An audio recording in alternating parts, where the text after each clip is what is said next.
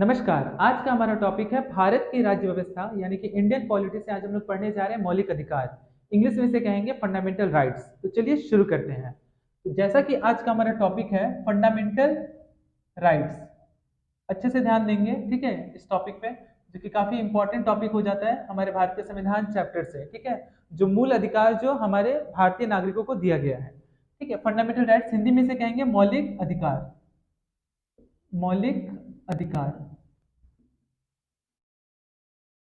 तो मौलिक अधिकार पढ़ने से पहले पहले हम इसकी कहानी को समझते हैं, ठीक है। 1215 ईस्वी में, सन 1215 में इंग्लैंड के जो किंग हैं उनके द्वारा एक प्रपत्र जारी किया गया, ठीक है। वो प्रपत्र जो जारी किया गया वो पहला ऐसा प्रपत्र था जिसके तहत नागरिकों को नागरिकों के पहले अधिकारों के बारे में उसमें चर्चा किया गया। अब ऐसा क्यों किया गया? जमींदारों के दबाव के कारण, सामंती जो व्यवस्था थी उसके दबाव के कारण नागरिकों को कुछ अधिकार देने के लिए एक प्रपत्र जारी हुआ 1215 में, जो जिसमें इंग्लैंड के जो किंग रहते हैं, ध्यान दीजिएगा अच्छे से, इंग्लैंड के जो किंग रहते हैं, किंग जॉन, उन्होंने ही क्या किया था, इस प्रपत्र को जारी किया था, जो कि पहला उस समय का नागरिकों का पहला प्रपत्र बना, ठीक है। यही वजह है कि इसे एक संज्ञा दिया गया है मैग्ना कार्टा। Magna carta. यही वजह है कि भारत में इसे, मतलब मौलिक अधिकार को, मैग्ना कार्टा ऑफ इंडिया भी कहा जाता है। मैग्ना कार्टा यानी भारत का मैग्ना कार्टा कहा जाता है किसे? फंडामेंटल राइट्स को, ठीक है। ध्यान रखिएगा इसे। ये हमारा कॉन्स्टिट्यूशनल बॉडी है। क्यों कॉन्स्टिट्यूशनल बॉडी है? क्योंकि इसके बारे में हमारे संविधान में चर्चा किया गया है, ठीक है। ये हमारा कॉन्स्टिट्यूशनल बॉडी है, हिंदी में संवैधानिक संवैधानिक निकाय है, ठीक है। ये भी आप ध्यान में रखेंगे। पार्ट 3 में इसके बारे में चर्चा किया गया है। संविधान के पार्ट 3 में इसके बारे में वर्णन किया गया। आर्टिकल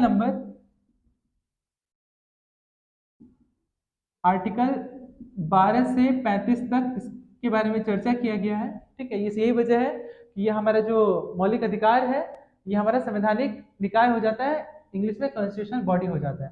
तो ये कहानी आप अच्छे से समझे होंगे 1215 वाला, ठीक है। 1215 में जो इंग्लैंड के जो जॉन किंग रहते हैं वो प्रपत्र जारी करते हैं।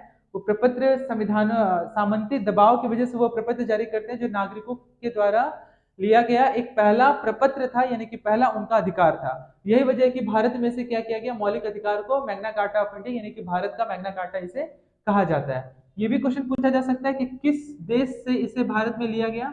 टेकन फ्रॉम, देखिए ये कहानी है इंग्लैंड की, बट टेकन फ्रॉम जब जब भी बात आएगी ये कहां से लिया गया है, तो इसे अमेरिका से लिया गया है, ठीक है। America, United states of America से इसे लिया गया है मौलिक अधिकार को, ठीक है। तो उम्मीद करता हूँ ये सारा क्लियर हुआ होगा। नेक्स्ट पॉइंट क्या है कि जब स्टार्टिंग में, जब संविधान का जब गठन हुआ था 26 जनवरी 1949 को, 26 नवंबर 1949 में ये कंप्लीट हो गया था, लेकिन इसे लागू किया गया 26 जनवरी 1950 को, ठीक है। तो स्टार्टिंग में जब फंडामेंटल राइट्स था वो टोटल 7 थे। टोटल कितने थे? 7 थे। बट अभी वर्तमान में अगर बात किया जाए तो अभी वर्तमान में 7 नहीं बल्कि 6 है। जो एक जो रिमूव किया गया वो क्या था, हम लोग नेक्स्ट देखते हैं कि क्या था, कि 7, जिसकी वजह से 7 से वो क्या हो गया, टोटल 6 हो गया। तो ये पूरा क्लियर हुआ। किस आर्टिकल में चर्चा किया गया? तो आर्टिकल नंबर 12 से 35 में इसके बारे में पूरा चर्चा किया गया फंडामेंटल राइट्स के। इसे भारत का मैग्ना कार्टा कहा जाता है। पार्ट 3 में इसके बारे में चर्चा किया गया। कहां से लिया गया? यूएसए से लिया गया है। अगर एग्जाम में पूछे ओरिजिनली, ओरिजिनली मतलब वास्तविक में, स्टार्टिंग में टोटल फंडामेंटल राइट्स कितने थे, तो उसका आंसर आपका हो जाएगा 7 थे। बट अभी कितने हैं? तो अभी 6 है। जो एक रिमूव किया गया हम लोग बात करते हैं नेक्स्ट, ठीक है। और ये आप जरूर ध्यान रखिएगा कि 1215 में इंग्लैंड किंग जॉन द्वारा एक प्रपत्र जारी किया गया था, मैग्ना कार्टा का मतलब, ठीक है, एक प्रपत्र जारी किया गया था। यही वजह है कि इसे क्या कहा गया, भारत का मैग्ना कार्टा कहा गया। और ये किस देश के संविधान से लिया गया? तो अमेरिका के संविधान से लिया गया है, ठीक है। आगे देखते हैं। ये हर एक पॉइंट आप अच्छे से ध्यान में रखेंगे ताकि आपको आसानी होगा हर एक चीज को समझने में और आप कनेक्ट कर पाएंगे, ठीक है। जैसा कि हमारा टॉपिक ही है मौलिक अधिकार, ठीक है। तो टोटल जैसा कि मैंने बताया पहले 7 थे, अभी वर्तमान में 6 है। तो वो कौन कौन से थे हम लोग देखते हैं एक एक करके, ठीक है। तो पहला जो था, आर्टिकल पहले मैं मेंशन कर रहा हूं, फिर एक एक करके सबके बारे में हम लिखेंगे, ठीक है। आर्टिकल जो है 14 से 18, ये पहला। दूसरा आपके चर्चा किया गया 19 से 22। तीसरा चर्चा किया गया 23 और 24। चौथा चर्चा किया गया है 25 से लेकर के 28 तक। ये आर्टिकल लिख रहा हूं मैं, ठीक है। नेक्स्ट बात किया गया है 29 और 30। नेक्स्ट बात किया गया आर्टिकल 31। और नेक्स्ट बात किया गया है आर्टिकल 32। तो टोटल कितने हो गए? 1 2 3 4 5 6 7। अब आर्टिकल 14 से 18 के बीच में क्या बात किया गया? तो right to equality, right to equality, Hindi में इसे कहेंगे समता का अधिकार, समता का अधिकार। ठीक है, एक एक करके हम लोग सबको समझेंगे भी। 19 से 22 में चर्चा किया गया राइट टू फ्रीडम,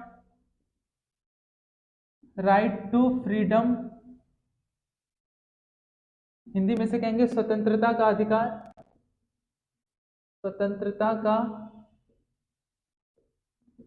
अधिकार। तीसरा है 23-24, 23 से लेकर के 24। पहला है 14 से 18 राइट टू इक्वालिटी, 19 से 22 राइट टू फ्रीडम, 23-24 में बात किया गया right against, right against exploitation. इसका मतलब होता है शोषण के विरुद्ध अधिकार, शोषण के विरुद्ध अधिकार। अगला है आपका 25 से 28 right to religion, right to religion यानी कि धार्मिक,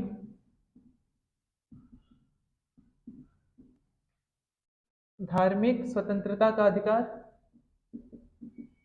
धार्मिक स्वतंत्रता का अधिकार। 29 से 30 में बात किया गया आपका cultural and educational rights, cultural and educational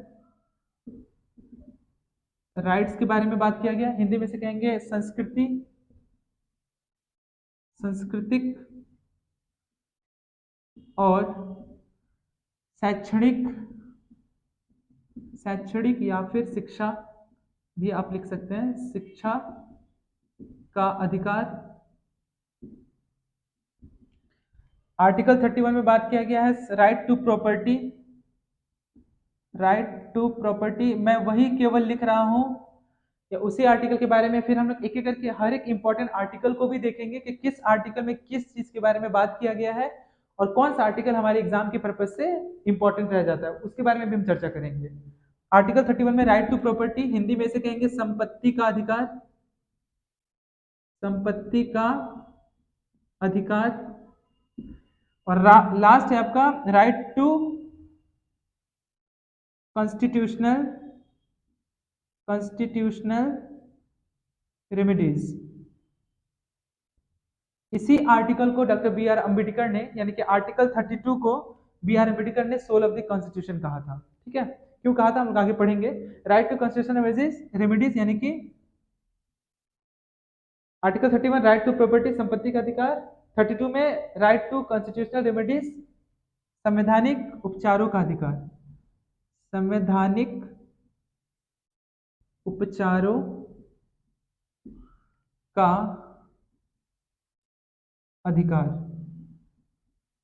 ठीक है, वापस से एक बार चर्चा करते हैं, इसके बाद हम लोग देखेंगे हर एक आर्टिकल को विस्तार से। तो पहला आपका चर्चा किया गया आर्टिकल 14 से 18, टोटल कितने हो गए? 1, ठीक है, 1 2 3 4 5 6 7। जब स्टार्टिंग में हमारा संविधान का जब गठन किया गया था तो उस समय फंडामेंटल जो राइट्स थे, ठीक है, वो टोटल कितने थे? टोटल 7 थे। बट अभी वर्तमान में कितने हैं? वर्तमान में अभी 6 हैं, 7 नहीं है। तो पहला क्या लिखा हुआ है? आर्टिकल 14 से 18। 14 से 18 में बात किया गया है आपका राइट टू इक्वालिटी यानी कि समता का अधिकार। ठीक है, संविधान के नजर में यानी कि संविधान के निगाह में प्रत्येक व्यक्ति को समानता का अधिकार दिया जाएगा। और इन 14 से 18 में कौन कौन सा आर्टिकल इंपॉर्टेंट है उसके बारे में भी हम चर्चा करेंगे नेक्स्ट। 19 से 22 में क्या चर्चा किया गया? राइट टू फ्रीडम यानी कि स्वतंत्रता का अधिकार है, प्रत्येक व्यक्ति जो भारत में रह रहा है उसे आजादी यानी स्वतंत्रता का अधिकार है। 3 में बात किया गया 23 से लेकर के 24 तक, इसमें है राइट अगेंस्ट एक्सप्लॉयटेशन, शोषण के विरुद्ध अधिकार। कोई भी व्यक्ति शोषण यानी किसी भी शोषण का शिकार नहीं होगा, वो किसी के आगे दब नहीं सकता है। ठीक है, इसका अधिकार दिया गया, अगर ऐसा होता है तो वो सुप्रीम कोर्ट में सीधी चुनौती दे सकता है इसके लिए।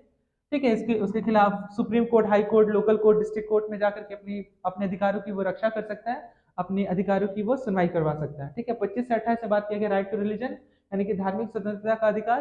किसी भी व्यक्ति को भारत में रह रहे चाहे प्रत्येक व्यक्ति को स्वतंत्रता का अधिकार है, अपने धर्म का प्रचार प्रसार करने का अधिकार है। इसके लिए कोई बाध्यकारी नहीं है कि उसे इसी धर्म को अपनाना पड़ेगा। ठीक है, आर्टिकल 29 से 30 में बात किया गया है आपका,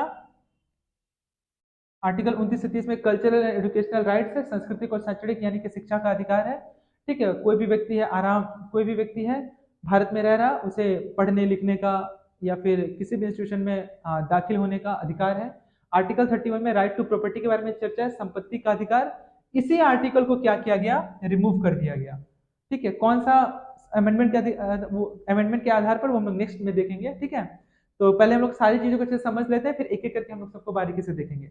आर्टिकल 31 को ही क्या किया गया, संविधान से हटा दिया गया, यानी कि संपत्ति के अधिकार को।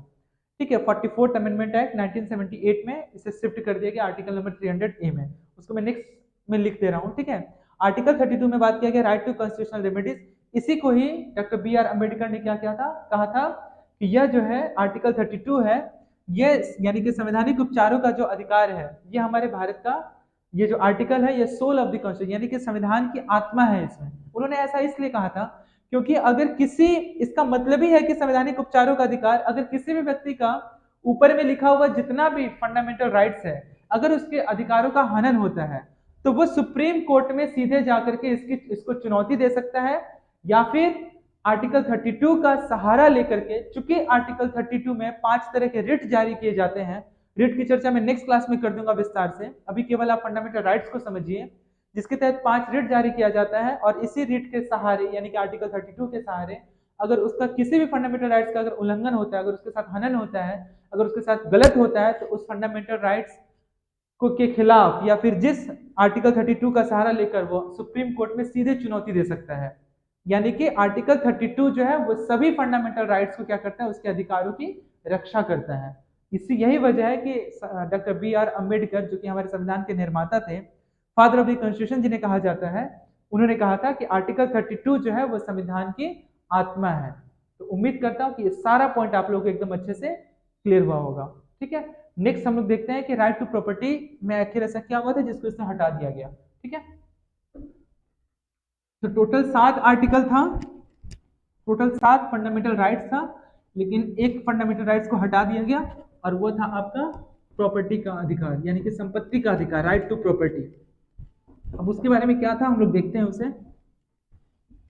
तो जैसा कि राइट टू प्रॉपर्टी को रिमूव कर दिया गया हमारे संविधान से, इसे हटा दिया गया पूरी तरह से। ठीक है, राइट टू प्रॉपर्टी, अच्छे से ध्यान दीजिएगा। ठीक है, राइट टू प्रॉपर्टी जो कि आर्टिकल नंबर 31 में इसके बारे में चर्चा किया गया था।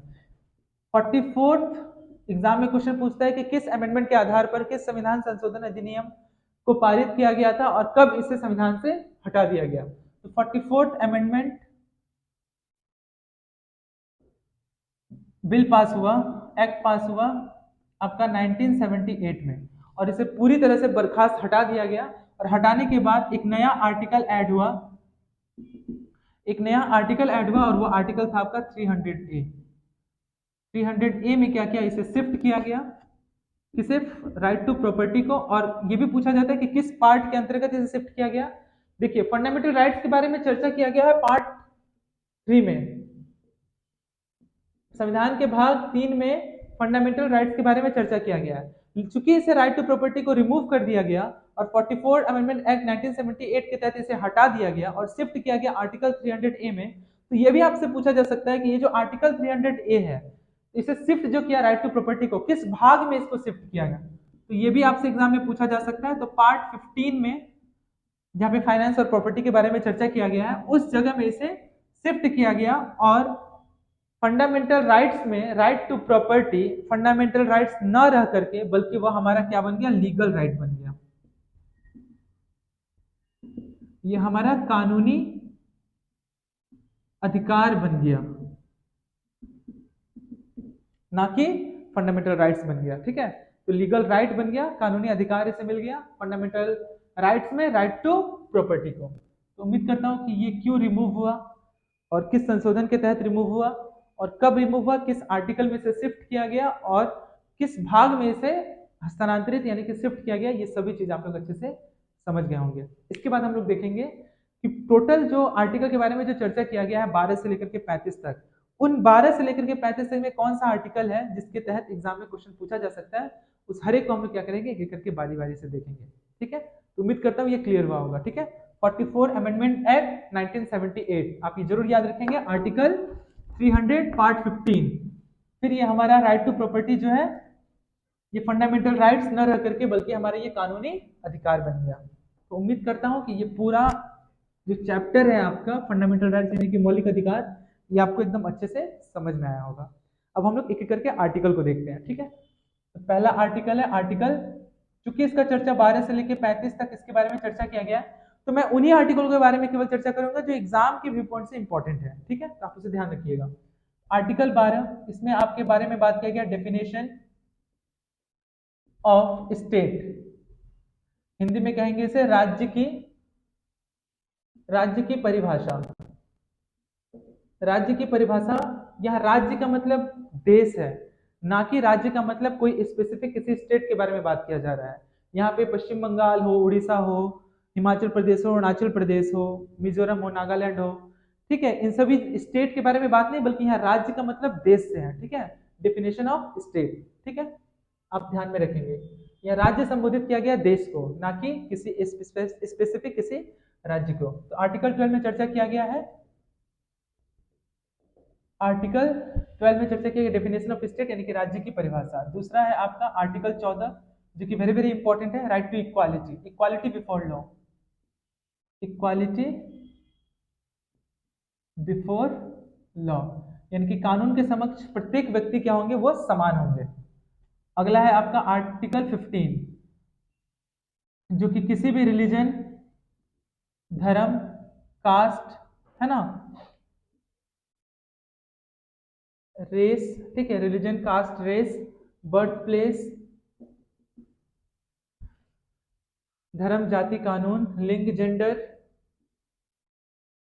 ठीक है, किसी के आधार पर किसी भी व्यक्ति से कोई भेदभाव नहीं किया जाएगा। यानी कि अगर वो किसी भी धर्म का हो उसके साथ समान बर्ताव किया जाएगा, वो किसी भी जाति का हो उससे कोई फर्क नहीं पड़ता। फंडामेंटल राइट्स में उसको अधिकार दिया गया है तो सभी अधिकार ही उसको दिया जाएगा। रेस, बर्थ प्लेस यानी कि उसका जन्म भारत में कहीं पे भी हुआ हो उसको भी वही अधिकार मिलेंगे। जेंडर यानी कि वो लिंग में अगर वो पुल्लिंग हो या फिर स्त्रीलिंग हो या फिर किसी भी लिंग का हो, ठीक है ना, हर एक चीज में क्या होगा, उसको क्या किया जाएगा, समानता का अधिकार दिया जाएगा। ठीक है, आर्टिकल 15 में इसके बारे में चर्चा किया गया। आर्टिकल 16, ये सारा आर्टिकल एग्जाम में पूछा है, वही आर्टिकल के बारे में मैं चर्चा करूंगा, आप जरूर ध्यान दीजिए अच्छे से। ठीक है, आर्टिकल 16 में equal opportunity, equal opportunity in employment, यानी कि रोजगार के जो समान अवसर होंगे दोनों में, चाहे वो पुरुष हो या फिर महिला हो, उनको समान अवसर दिया जाएगा। ये भी वेरी वेरी इंपॉर्टेंट है, आप अच्छे से ध्यान रखेंगे। ठीक है, 16 के बाद 17 अनटचेबिलिटी, इसी को हिंदी में कहते हैं अस्पृश्यता, छुआछूत भी कहते हैं इसे, अनटचेबिलिटी, ठीक है, हिंदी में छुआछूत, ठीक है, या फिर अस्पृश्यता, ये भी आप ध्यान में रखेंगे। ठीक है, आर्टिकल 18 में चर्चा किया गया है end of title, end of title यानी कि उपाधियों का अंत। यहाँ टाइटल का संबंध उपाधियों से, ठीक है, उपाधियों का अंत, यानी कि उस समय जब हमारे देश का जब बंटवारा हुआ था तो ऐसे बहुत सारे राजे रजवाड़े थे, इंग्लिश में प्रिंसली स्टेट थे, ठीक है, जो अपने नाम के आगे में महाराज, राजकुमार ये सब वर्ड यूज किया करते थे। ठीक है, हमारे देश की खुद पहली हेल्थ मिनिस्टर थी आपकी अमृता कौर, ठीक है, तो वो हमारे देश की पहली हेल्थ मिनिस्टर थी, तो वो भी राजकुमारी राजे रजवाड़ी घर से थी, तो उन्होंने भी अपने नाम के आगे में जो राजकुमारी है, राजकुमारी अमृता कौर, तो उन्होंने राजकुमारी वर्ड जो है इसको हटाया था। ठीक है, तो एंड ऑफ टाइटल का मतलब हुआ उपाधियों का अंत। 19 में बात किया गया राइट टू एक्सप्रेशन,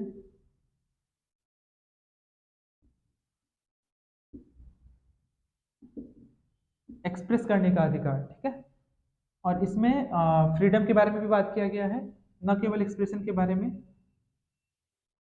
बल्कि आज़ादी के बारे में भी बात किया गया है। ठीक है, article 21 very very important, right to liberty, right to liberty यानी कि स्वतंत्रता का अधिकार, लिबर्टी, प्राइवेसी, ठीक है, राइट टू लिबर्टी प्राइवेसी इसका अधिकार है। आर्टिकल 21 में बात किया गया है आपका, 21A में बात किया गया है राइट टू एजुकेशन यानी कि शिक्षा का अधिकार, राइट टू एजुकेशन, ठीक है। एक बार रिपीट करते हैं। 12 में बात किया गया डेफिनेशन ऑफ स्टेट यानी कि राज्य की परिभाषा, राज्य का संबंध यहाँ देश से है। 14 में बात किया गया इक्वालिटी बिफोर लॉ यानी कि कानून के समक्ष जो भी व्यक्ति होगा वो समान होगा, समान अधिकार होंगे उसके, ठीक है। अगला है आपका article 15 religion, caste, race, birth place, gender के आधार पर किसी भी कोई भेदभाव नहीं किया जाएगा। आर्टिकल 16 में इक्वल अपॉर्चुनिटी इन एम्प्लॉयमेंट, अगर रोजगार के अवसर हैं तो रोजगार के अवसर में तमाम जो महिला है या फिर पुरुष दोनों को समान अवसर दिया जाएगा। 17वां है आपका अनटचेबिलिटी यानी कि छुआछूत अस्पृश्यता, चाहे वो किसी भी कास्ट का हो या फिर किसी भी धर्म का हो, उसका किसी भी व्यक्ति से या फिर किसी पुरुष या फिर किसी भी महिला से किसी भी प्रकार का कोई छुआछूत नहीं किया जाएगा, ठीक है, भेदभाव नहीं किया जाएगा। 18 में एंड ऑफ टाइटल यानी कि उपाधियों का अंत के बारे में बात किया गया। 19 में राइट टू एक्सप्रेशन यानी कि फ्रीडम, आजादी के बारे में बात किया गया, अभिव्यक्ति का अधिकार।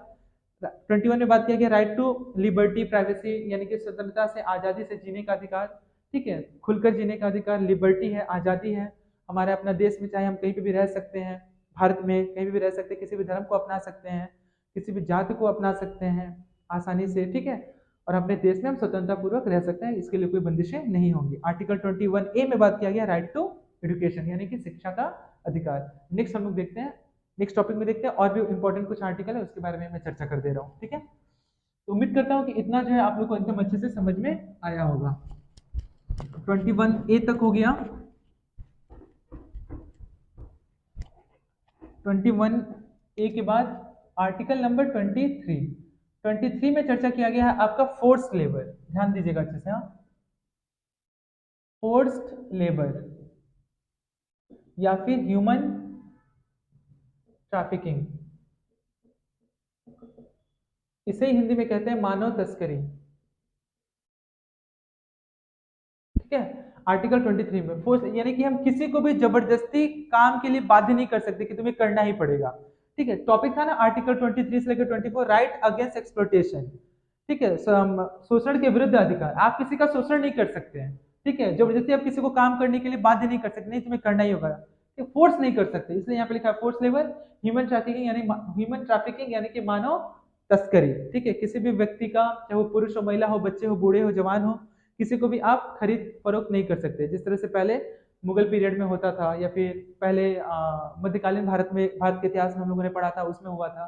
तो मानव तस्करी नहीं हो, खरीद बिक्री नहीं कर सकते, चाहे वो पुरुष हो, महिला हो, बच्चे, बूढ़े, नौजवान, चाहे कोई भी व्यक्ति हो, ठीक है, ये आप ध्यान में रखेंगे।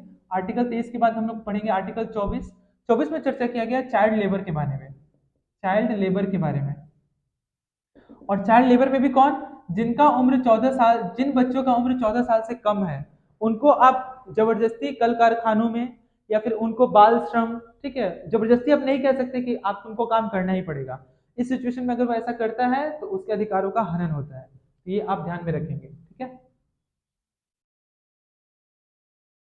24 हो गया। उसके बाद आपका 29 में बात किया गया है protection of minorities, protection of minorities यानी कि हमारे देश में जो अल्पसंख्यक है उनके संरक्षण के बारे में बात किया गया है। 30 में बात किया गया है राइट टू माइनॉरिटीज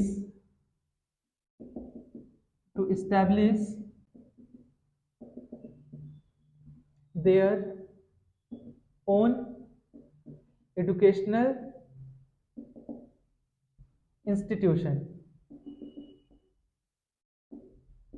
यानी कि आर्टिकल 30 में क्या बात किया गया, राइट टू माइनॉरिटीज, अल्पसंख्यकों का अधिकार है कि वो स्थापित कर सकते हैं एजुकेशनल इंस्टीट्यूशन यानी कि शैक्षणिक संस्थान का वो स्थापना कर सकते हैं, ये अधिकार दिया गया उनको आर्टिकल 30 के तहत। और आर्टिकल 31 में तो मैंने बता ही दिया राइट टू प्रॉपर्टी था, इसे क्या किया गया, रिमूव कर दिया गया, राइट टू प्रॉपर्टी यानी कि संपत्ति के अधिकार को संविधान से हटा दिया गया। किस संविधान संशोधन अधिनियम के तहत, तो ये भी आप ध्यान रखेंगे 44वां संविधान संशोधन अधिनियम 1978 के तहत इसे शिफ्ट कर दिया गया आर्टिकल 300A में और पार्ट 15 में इसमें शिफ्ट कर दिया गया और इसको पूरी तरह से आर्टिकल 31 को रिमूव करके एज ए लीगल राइट बना दिया गया। और आर्टिकल 32 लास्ट में है आपका right to constitutional remedies, right to constitutional remedies यानी कि संवैधानिक उपचारों का अधिकार। तो इस तरह से आपका पूरा जो फंडामेंटल राइट्स है वो पूरी तरह से खत्म हो गया। और जो जो इंपॉर्टेंट आर्टिकल था उसी के बारे में ही मैंने केवल चर्चा किया है, जो आपके एग्जाम में बार बार पूछा जाता है और या फिर एग्जाम के व्यू पॉइंट से जो इंपॉर्टेंट है और जो एग्जाम में आ सकता है। और अगर एग्जाम में अगर आया भी तो आप इसको आसानी से अच्छे से देख करके समझ करके आप इसे आंसर को टिक कर सकते हैं। एक बार रिपीट करते हैं हम लोग। आर्टिकल 23 में लिखा गया फोर्स लेबर, आप जबरदस्ती काम नहीं करवा सकते हैं। ह्यूमन ट्रैफिकिंग यानी मानव तस्करी, मानव का या पुरुष हो, स्त्री हो, बच्चे हो, बूढ़े हो, नौजवान हो, किसी का भी आप खरीद बिक्री नहीं कर सकते हैं। 24 में चर्चा किया गया चाइल्ड लेबर के बारे में, यानी कि जिन बच्चों की उम्र 14 साल से कम उम्र है उनको कल कारखानों में या फिर कहीं पे भी आप काम जबरदस्ती नहीं करवा सकते। 29 में प्रोटेक्शन ऑफ माइनॉरिटीज, यानी कि अल्पसंख्यक वर्ग जो होंगे, अल्पसंख्यक वर्गों का संरक्षण, अल्पसंख्यक वर्गों का संरक्षण। 30 में बात किया गया right to minorities to establish their own educational institution, वो अपने शैक्षणिक संस्थान का स्थापना कर सकते हैं हमारे देश में जो अल्पसंख्यक वर्ग है। 31 को रिमूव कर दिया गया राइट टू प्रॉपर्टी को। और आर्टिकल 32 जो है वो राइट टू एजुकेशनल रेमेडीज है। इसी को ही डॉक्टर बी आर अम्बेडकर ने सोल ऑफ द कॉन्स्टिट्यूशन कहा था। ठीक है, सोल ऑफ द कॉन्स्टिट्यूशन कहा था किसने? Doctor B R Ambedkar. Ambedkar. तो उम्मीद करते हैं कि आज का जो क्लास है फंडामेंटल राइट्स का, और क्यों इसे भारत का मैग्ना कार्टा कहा जाता है, किस पार्ट, कौन सा आर्टिकल, और टोटल 7 थे और 7 के बाद 6 कैसे हुए, 6 क्यों हुए, ठीक है, क्यों इसे हटाया गया संपत्ति के अधिकार को, संपत्ति के, क्योंकि सभी लोगों के संपत्ति के अधिकार हो जाता है तो सभी लोग क्या करते हैं, इसके लिए डिमांड करते हैं। और जमीन तो सीमित है, ठीक है, जमीन को तो हम बढ़ा नहीं सकते हैं। जितना जो भारत का जो क्षेत्र दिया गया उसी के अंतर्गत अंतर उसी के अंदर ही हम लोग को क्या करना है, रहना है। यही वजह कि इसको हटा करके एज लीगल राइट किया गया। तो उम्मीद करता हूँ कि ये जो सारा जो फंडामेंटल राइट्स का जो पॉइंट है आप लोग एकदम अच्छे से समझ में आया होगा, और आप समझ गए होंगे कि ये कहानी जो है 1215 की है, जब किंग जॉन इंग्लैंड से क्या करता है, इसे राजपत्र, एक प्रपत्र को जारी करता है मैग्ना कार्टा के नाम पर, और ये सामंतों के दबाव की वजह से एक प्रपत्र जारी करता है। और यही वजह है कि ये जो पहला है नागरिकों का मूल अधिकार बनता है। तो हम लोगों ने आज पढ़ा पूरा फंडामेंटल राइट्स। उम्मीद करते हैं आप लोग एकदम अच्छे से समझ में आया होगा। अगर नहीं समझ में आया कोई आर्टिकल तो आप कमेंट कीजिएगा, मैं उसका जवाब दूंगा। आज के लिए इतना ही, बहुत बहुत धन्यवाद।